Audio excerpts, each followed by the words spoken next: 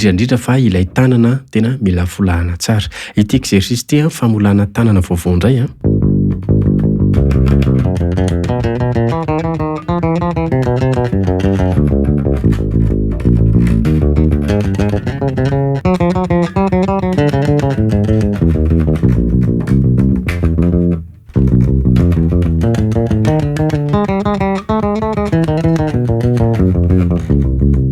Ity annulaire sy auriculaire ity no manao an'izay exercice zay manomboka eto tsika manao.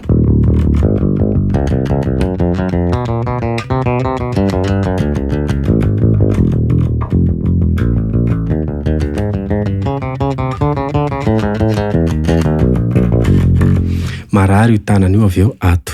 Iny marary iny midika fa manomboka mezatra le tanana dia folaka amin'izay dia tsisy dikany aminao.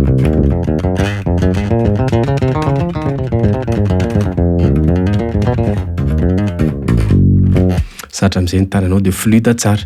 Azadino manisy réaction an'ity vidéo ity. Manaova s'abonner fa hitanao eto ny teknika izay tsy ho hitanao mihitsy any amin'ny internet, any amin'ny YouTube eto zero fa mahasoa anao ity page ity. Misaotra tompoko.